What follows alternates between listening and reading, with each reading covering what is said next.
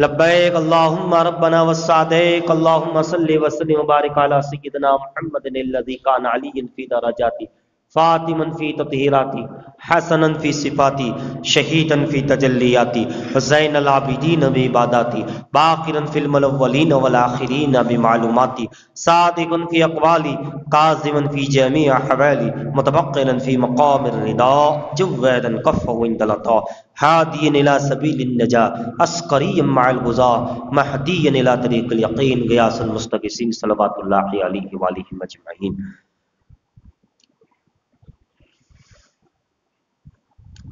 فرماتے ہیں کہ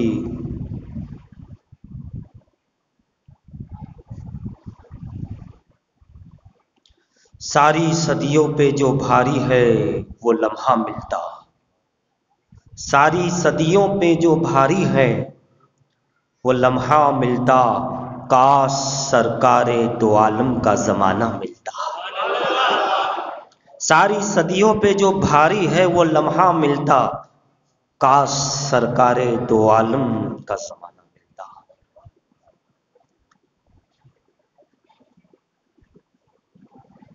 آپ کو دیکھتا مکہ سے میں ہجرت کرتے، آپ کو دیکھتا مکہ سے میں ہجرت کرتے، آپ کا نقش قدم آپ کا راستہ ملتا، آپ کا نقش قدم آپ کا راستہ ملتا۔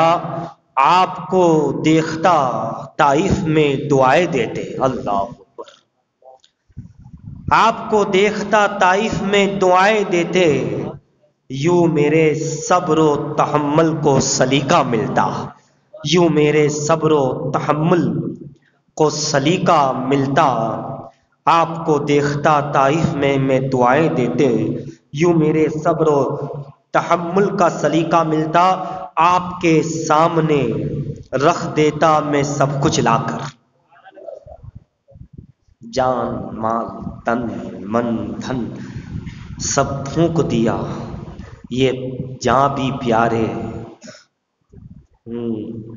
فرماتے ہیں آپ کے سامنے رکھ دیتا میں سب کچھ لا کر، نصرت دین کے لیے جب بھی اشارہ ملتا، دین کی اشاعت کے لیے، دین محمدی کو پھیلانے کے لیے، دین اسلام کو پھیلانے کے لیے، نصرت دین کے لیے جب بھی اشارہ ملتا، اپنا گھر بار لٹا دیتا، اس کے بدلے حب سرکار مدینہ کا خزانہ ملتا۔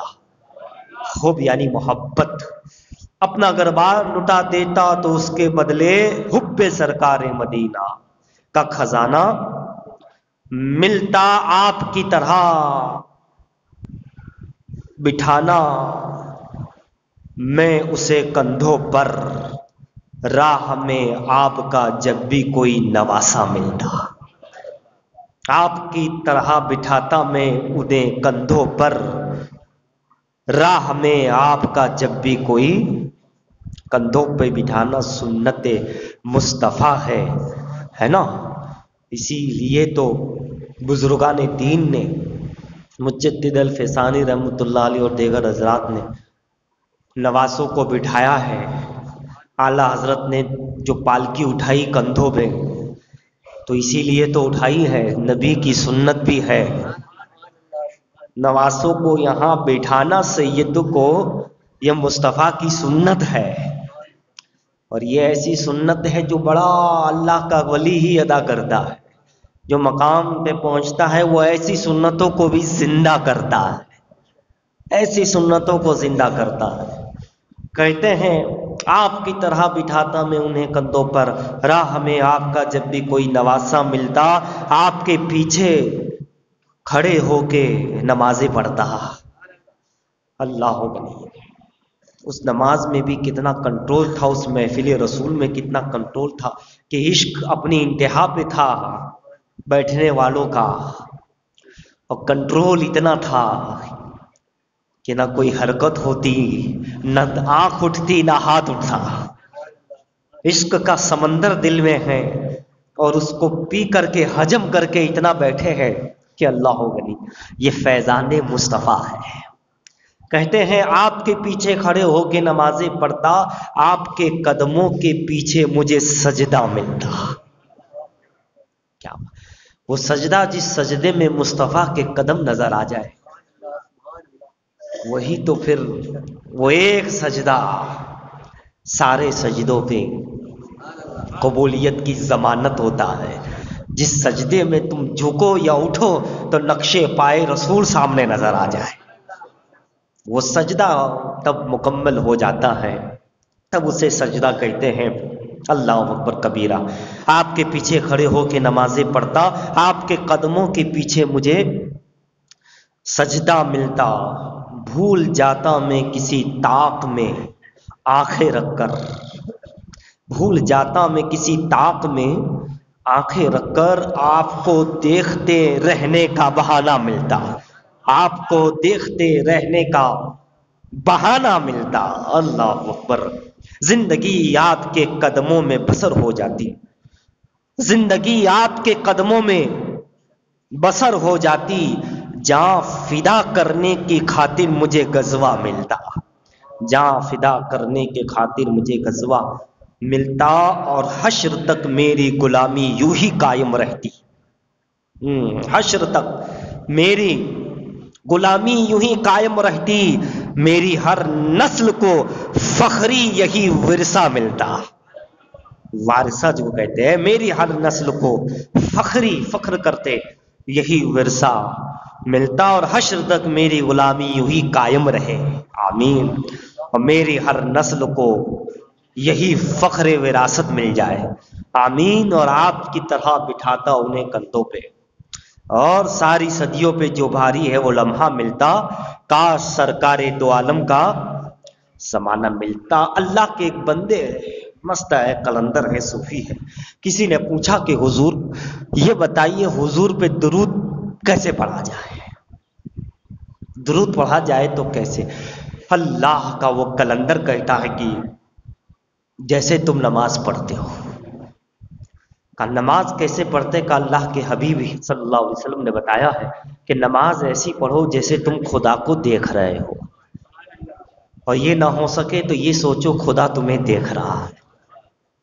کہا درود جب پڑھو تو یہی سوچو کہ تم مصطفیٰ کو دیکھ رہے ہو، اور یہ نہ ہو سکے تو یہ دیکھو مکین گنبد خضرا تمہیں دیکھ رہے۔ پھر واصف علی واصف سے پوچھا کہ حضور درود پڑھنے کے کیا شرائط ہے؟ کہا ایک ہی شرط ہے، حضور کا زمانہ اور تیرا زمانہ ایک ہو، سامنا ہو، روبرو ہو، حضور ہو۔ تو کہا حضور یہ تو ممکن نہیں، سرکار کا زمانہ اور میرے تو کیا اس کا مطلب ہم درود نہ پڑھیں؟ کہا کس نے کہا کہ نہ پڑھیں؟ 200 سال پہلے جو گزر گئے وہ ابھی نہیں ہے، لیکن تم حضور کے زمانے میں نہ تھے مگر حضور تمہارے زمانے میں ہے۔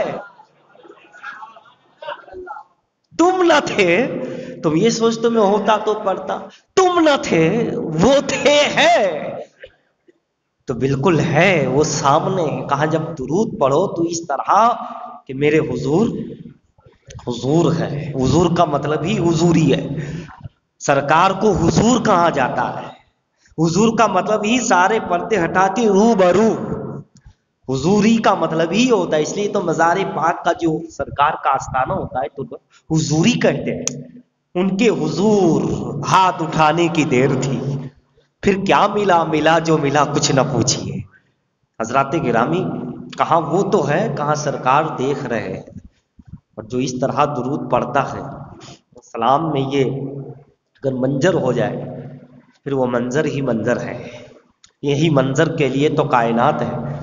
وہ سرکار مدینہ، تاجدار قلب، سرور قلب و سینہ، رحمت کا گنجینہ، وہ رحمت کا پیمبر، سبحان اللہ، پیمبر رحمت، نبی رحمت، و آقا و مولا، اللہ غنی، اللہ غنی۔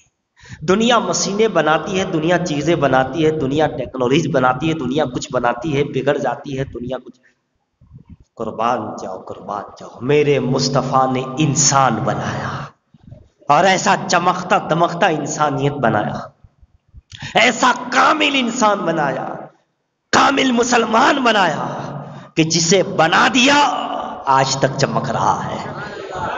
صدیق اکبر کو انسان کامل اسلام کامل بنا دیا، مصطفیٰ نے اسلام کامل عمر فاروق کو بنا دیا، انسان نے کامل انسانیت کا وہ درس عثمان غنی میں نظر آتا ہے کہ امیر ہو تو کیسے گزارا کیا جائے، اور فقر دے کر مولا علی کو وہ انسان کامل بنایا، اسلام کامل ولایت کامل بنایا کہ فقر ہو تو کیسے گزارے جائے، جب اللہ دے تو تمہارا انداز کیا ہو، جب آزمائش ہو تب تمہارا انداز کیا ہو، جب تم عالم ہو تو تمہارا انداز کیا ہو، جب تم عوام ہو تو کیا انداز، جب تم بادشاہ ہو تو کس طرح زندگی گزارنی ہے، جب تم رعایا ہو تو کیسے گزارنی ہے، ہر اعتبار سے تمہاری زندگی کس حصے میں کاروبار کرتے ہو، بزنس، تو تمہیں کیسے گزارنا ہے، تمہیں اگر منبر رسول ہے تو کس طرح گزارنا ہے، ہر چیز کو مصطفیٰ جان رحمت نے اصحاب کی شکل میں و آل اطہار کی شکل میں دنیا کو نمونے پیش کر دیے ہے نا۔ انسان کامل جب اسلام پہ آ جائے تو کربل کیسی ہونی ہے وہ بتا دیا، احد کیسا ہونا ہے سرکار نے بتایا، تم کس حصے میں ہو، کیا ہے تمہارے پاس، کیا دیا کیا لیا، کیسے گزارنا ہے، سارا کا سارا خزانہ یہاں ہے، سب چیزیں، کوئی اس بات کی کمی ہے سرکار کے درس و تدریس میں۔ حضرات ابھی آپ نے شعر سنا، کندھوں پہ بٹھاتا اللہ اکبر کبیرہ، یہ ایسی سنت ہے کہ پھر ابو بکر صدیق نے ادا کی، پھر مزار بنا تو اصحاب نے ادا کی، پھر اولیاء کا دور آیا تو مجدد الفسانی نے نصیحت کی کہ میرا نواسہ آ جائے تو میری قبر پہ بٹھا دے، اور اس وقت تک جب تک کہ جب تک نہ ہو، کہاں کیوں، کہاں یہ ایک سنت باقی رہ گئی میری حیاتی میں، تو میں جا رہا ہوں میری ہی مزار پہ بٹھا دینا تاکہ یہ بھی مصطفیٰ کی عظیم سنت ادا ہو جائے۔ احمد رضا خان بریلوی نے جب دیکھا ایک موقع میسر آیا تو کہہ دیا کہ آج اچھا موقع ہے، کوئی سید کیسے اٹھاؤں گا، آج پالکی اچھی بات ہے، اتر گئے، بٹھا دیا اور لے کر چل کر کہا آقا آج احمد رضا نے وہ سنت پہ بھی عمل کر لیا ہے۔ حضرات یہ تو غلام تھے نا سب، اور امتی تھے، امتی کی بھی بڑی فضیلت ہے، علماء کی اپنی فضیلت ہے۔ اب ذرا دیکھو ہمارے سرکار شاہ عالم سبحان اللہ رحمت اللہ علیہ کے دادا پر دادا ہے نا، سیدنا سید جلال الدین بخاری جہانیہ جہاں گشت رحمت اللہ تعالی علیہ، اللہ غنی اللہ غنی، مکے گئے، آپ سفر کر رہے تھے کیونکہ آپ کا مقام یہ ہے بھائی، سب کے اپنے رتبے ہیں، سب کی اپنی ایک خصوصی فضیلت ہے۔ گزشتہ جمعہ میں آپ نے بدیع الدین زندہ مدار رحمت اللہ علیہ کی کچھ خصوصیات اپنے بارگاہ میں پیش کرنے کی کوشش کی تھی، تو ہر ولی کی اپنی ایک خاصیت کہہ دیجیے، خصوصیت کہہ دیجیے، ایک مثالی فضیلت رہتی ہے۔ سرکار مخدوم جہانیہ جہاں گشت رضی اللہ تعالیٰ عنہ کو بھی ایک فضیلت یہ بھی ہے کہ جتنے بھی سلاسل ہیں، جتنے بھی بزرگان دین ہیں، جتنے بھی بڑے بڑے ہیں، تمام کی خلافت، اجازت، ان کا فیضان، ان کی کرامت، ان کی روحانیت سید مخدوم جہانیہ جہاں گشت میں نظر آتی ہے۔ 300 بزرگوں سے، بڑے 300 بزرگوں سے آپ نے خلافت اور اجازت حاصل فرمائی، کون باقی رہا ہوگا؟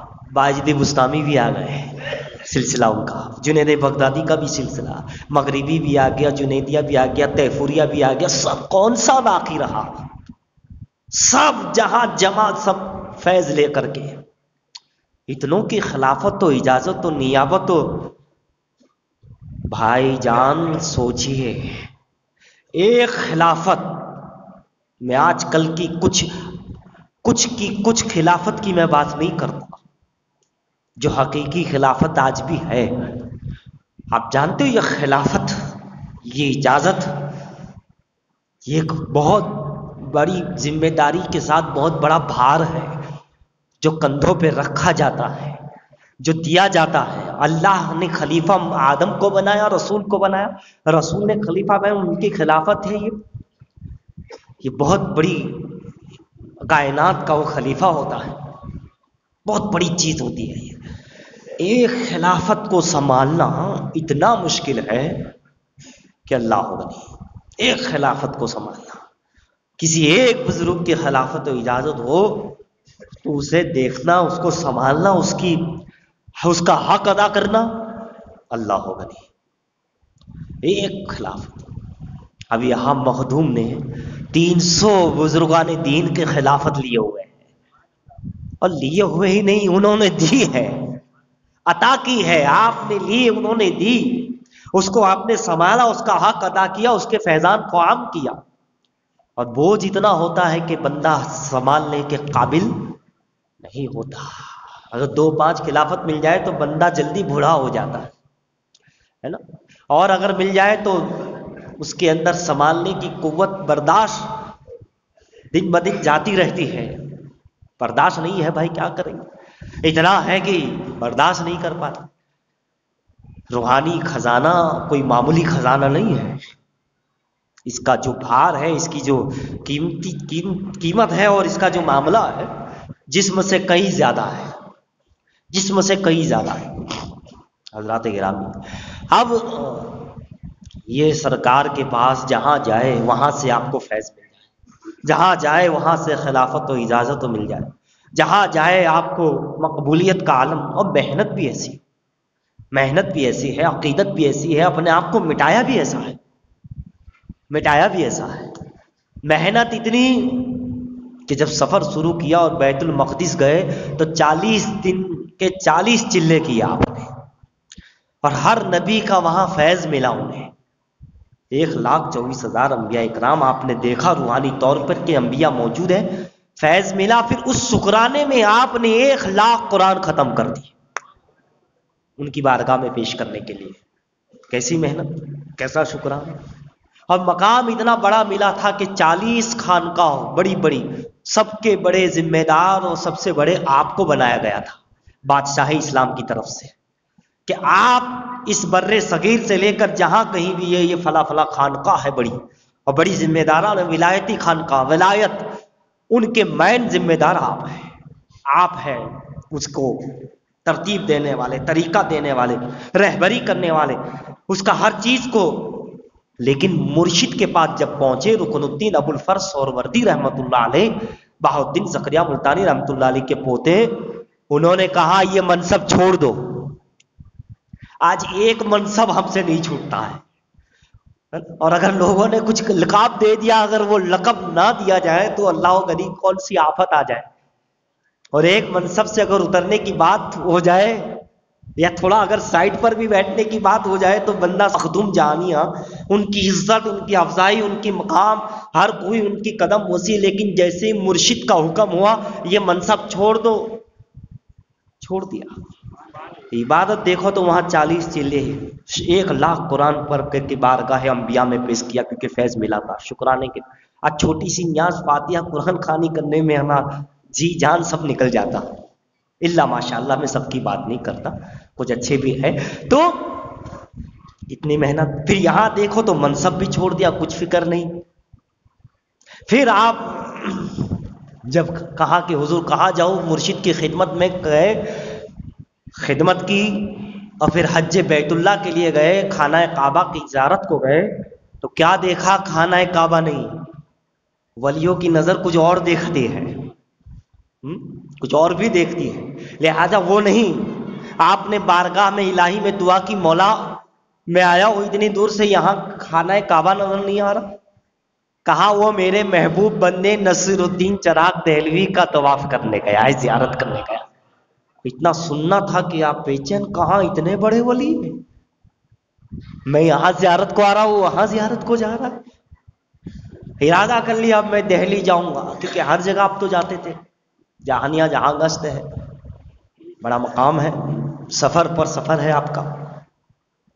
تو آپ وہاں پہنچے، دل میں 3 نیتیں لی.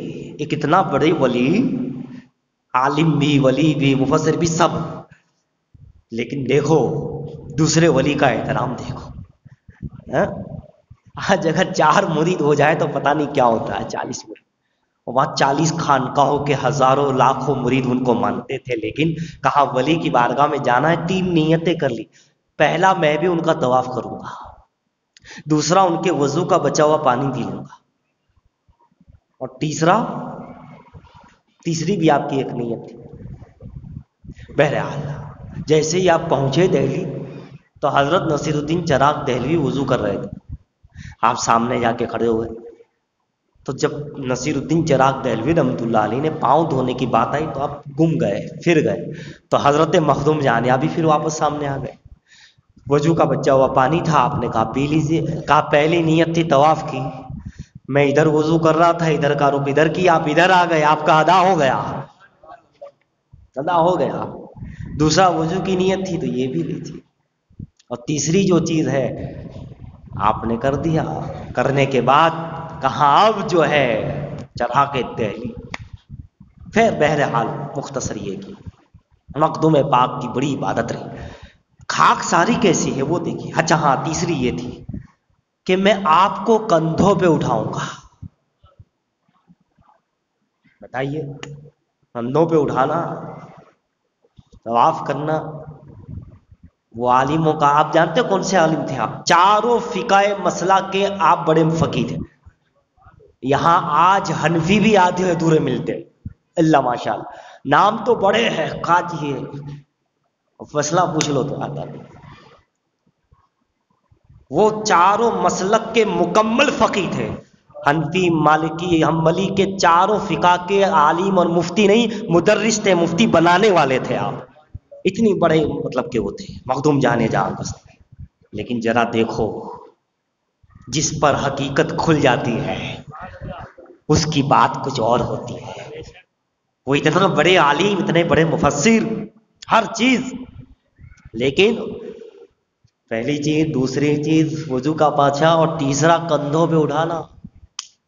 اب بتائیے، آپ اتنے بڑے سید زادے ہیں، اتنے بڑے ولی ہیں، اتنے بڑے ولی کی اولاد میں پوتے کن کے ہیں آپ دیکھیں، شہزادے کن کے ہیں.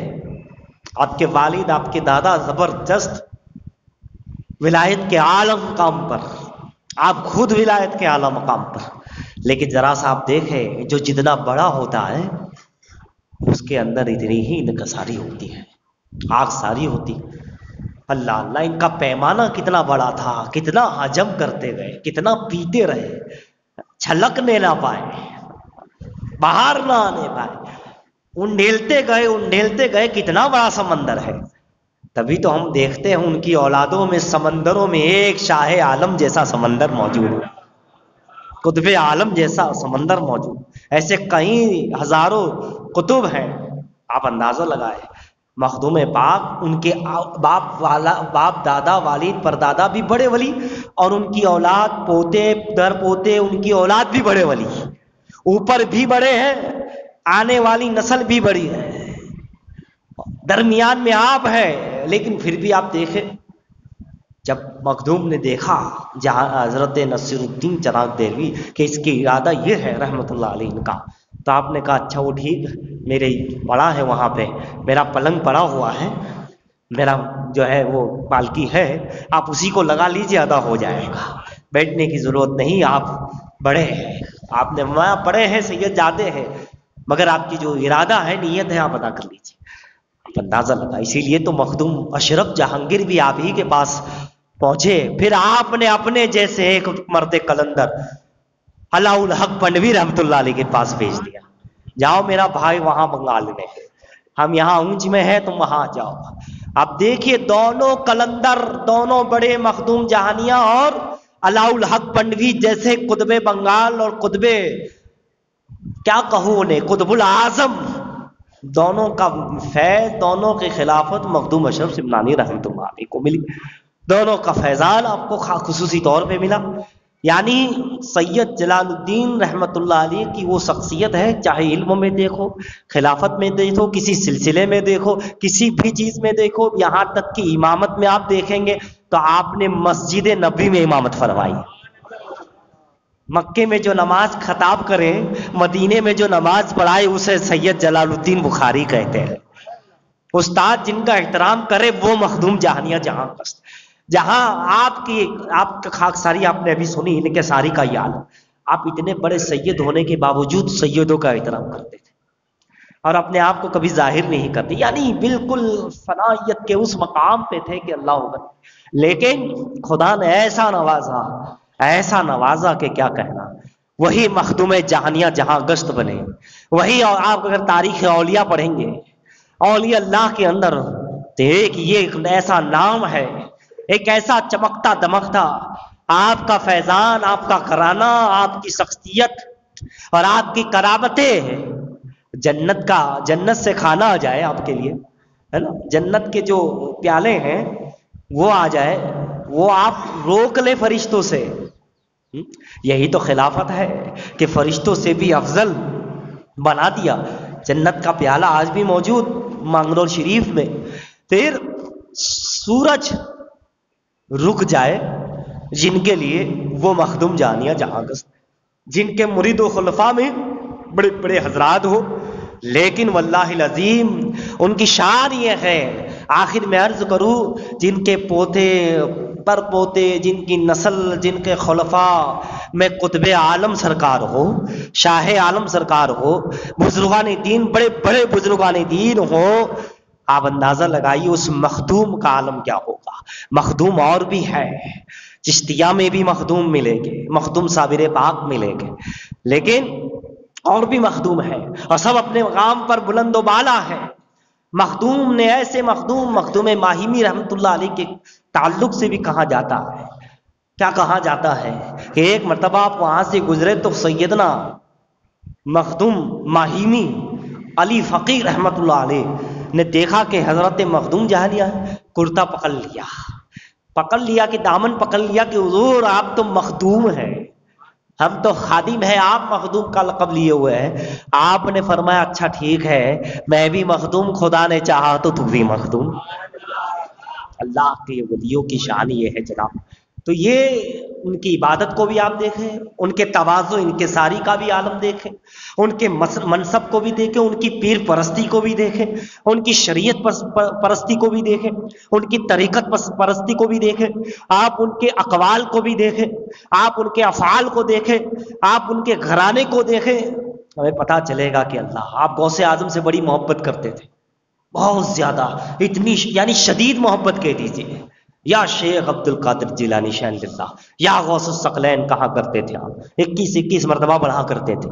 ایک مرتبہ آگ لگی ایک جگہ، آپ کو بلایا، آپ نے مٹی ہاتھ میں لی اور بڑے پیر دستگیر غوث اعظم کا نام لیا اور ڈال دیا، غوث اعظم کا نام لے کے ڈالا، آنکھ بجھ گئی۔ غوث اعظم سے بڑی قربت والی نسبت تھی، بڑی عاشقانہ نسبت کہہ دیجیے۔ بہرحال اللہ تبارک و تعالیٰ آپ کے فرمان پہ آپ کی عبادتوں کا صدقہ ہمیں عطا فرمائے، آپ کی محبت رسول کا صدقہ عطا فرمائے، آپ کو جو دین و اسلام سے، روحانیت سے، قرآن سے جو محبت تھی اس کا صدقہ ہمیں عطا فرمائے اور ہمیں بھی ایسی محبت عطا فرمائے۔ آمین وما علینا الا البلاغ۔ جن رات کی سنت باقی ہو۔